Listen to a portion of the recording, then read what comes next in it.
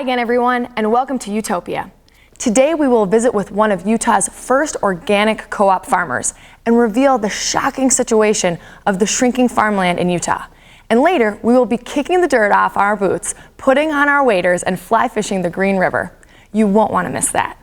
But first up, in our feature story, we investigate the paving over of Utah at the cost of nutrient-rich, life-giving, precious farmland. Here's Patricia Matson with that story.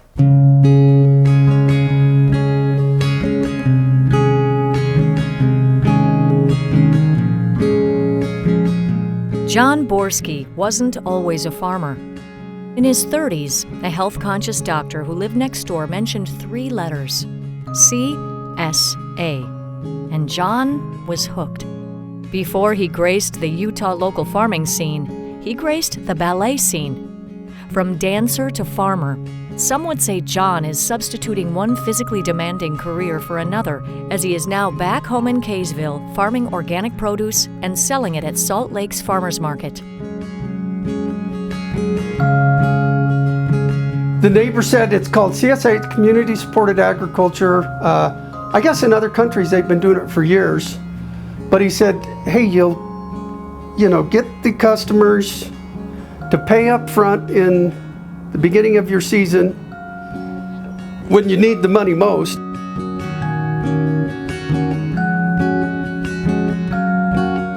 We are losing farmland at a rate of 30 acres per day here in the state of Utah. The main reason for that is because it's the easiest land to develop. And also because farmers are getting older, and as they transition out, their kids can't afford to keep a hold of the land. Wendy Fisher is the executive director and founder of Utah Open Lands, the state's first local land trust.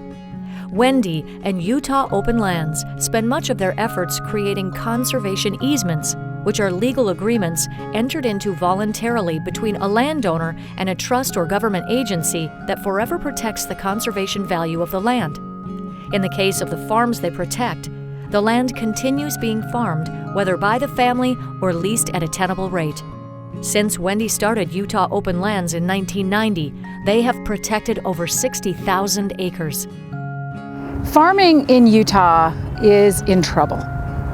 And part of the reason for that is if you look at the way that Utah is laid out, we have mountains and we have valleys. And the easiest areas to develop are the flatlands. And those tend to be the lands that have been farmed.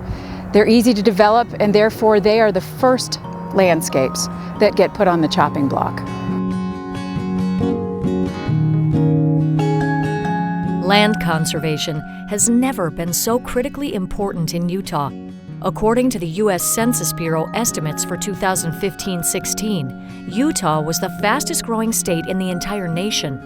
While Texas may have had the greatest raw number increases in residents, Utah had the highest percent growth in relation to existing population.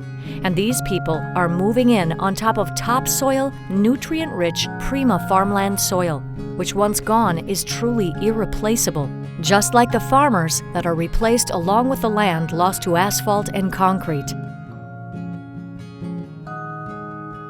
So I think you don't have to be that smart to realize there's a lot more money when they've got a grocery store sitting on some corner than there is a field of pumpkins.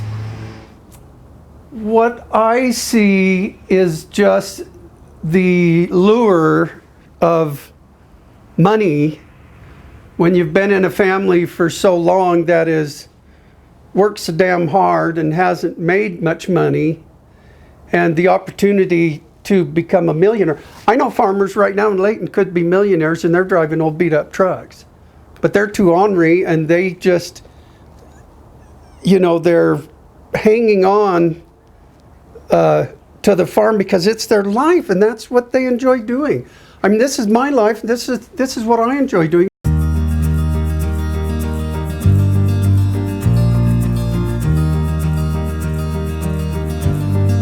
Family farms are losing out to corporate farms, and quite simply, the price of land. When land passes from one generation to the next, its value is not weighed by the food it grows, but rather by the crop of condos it could produce. This, coupled with hefty estate taxes and the lure of development prices, leave land-rich, cash-poor farmers with few options, and Wendy and John see this as an increasing threat to maintaining a local food supply close to home.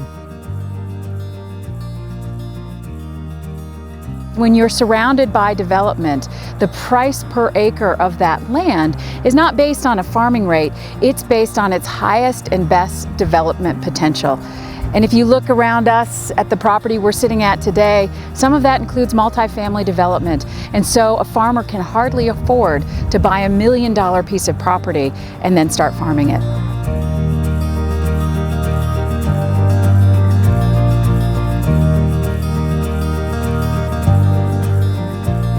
What is the value of Utah family farms?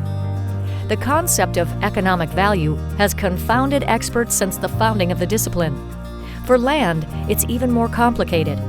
Economic value is not the same as market price, and sometimes the highest and best use of our land has more to do with the happiness of a community or the quality of our food. Our whole goal is to sell the product as soon after it's picked and get it to the consumer as fast as possible. The length the vegetables sat after it's picked affects its nutrition and its quality, and that better option, I think, is what accents farmers markets and local farms where someone can get that fresher product. Vitamins within fruits and vegetables immediately began to break down upon harvest. Heat, light, and oxygen combine to erode nutritional value every moment between farm and fork. And as John explains, taste buds are not always the industrial farmer's first priority. When they hybridize most vegetables, they don't do it for flavor. They do it for, vigorous, to try to get a tomato plant to come up and produce 50 tomatoes. But they're not really concentrating on the flavor. They're concentrating on the aesthetics of that tomato and how fast they can get it to grow and how many, they can get off one plant. People want to know where their produce is coming from. They actually want to know their neighborhood farmer. They also realize that a freshly picked tomato tastes so much better than something that was picked when it was green and allowed to ripen in the store. So actually, farmers markets have risen almost 4,000% just in the last 10 years.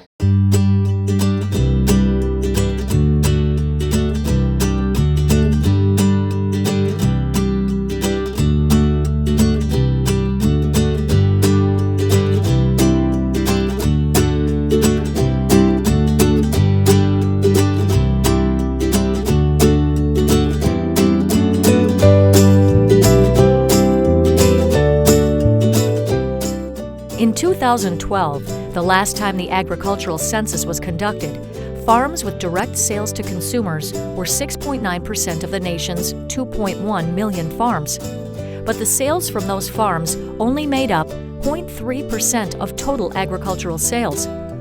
To increase that number would be to strengthen food security, diversify our economies, and help mitigate global climate change. Yes, even our climate is affected by where you choose to buy your food. If your food is flown in from Mexico or trucked in from California, the transport directly translates to burning fossil fuels. So among the myriad of other benefits, local farms are also good for lowering greenhouse gas emissions. The worst case scenario here in the state of Utah is something we know actually have statistics on. If we lose our farmland and refrigerated trucks come into the state and we have nothing to send back with them, our food prices could go up by 10 to 30%. But the worst case scenario for us as a nation is if we become wholly dependent on other countries for our sustenance and our food. What do we do when that supply train dries up? Well, we can see what happens when our supply train of energy dries up. I think we're looking at the same scenario if we lose our farmland.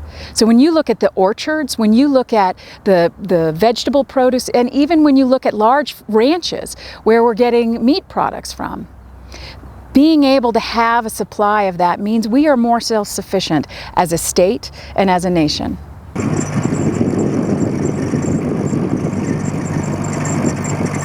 You know, you hear Monsanto and these big chemical companies say, oh, we've got to feed the world. And gosh, where does that come from? You know, who's thinking like that? I don't understand that. I think anyone that has a local garden here, I encourage them to do it. And if they've got questions about it, they can ask me, and I might have an answer because I grow here locally. And maybe that's where we can find the most important aspect and benefit of local farmers. It's not just the food they provide, but the institutional knowledge that is so integral to a community. What happens when we rely on all our food from sources outside of our state and even outside of our country? What happens when the food you eat is not regulated for food safety or working conditions on the farms and ranches where the food originates? What happens when we lose our farms? So tell your representative that you support farms. Actually, mail a letter. It will matter. And you help when you buy produce from a local farmer. Create a demand for locally grown agriculture by making sure they sell out early and often. And search online for your local CSA farm. It may be closer than you think.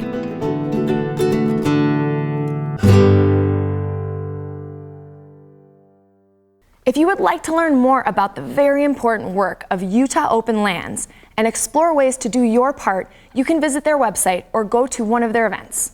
Learn more at utahopenlands.org. When we come back, we'll be on the Green River catching brown trout with a fly rod. Stay tuned.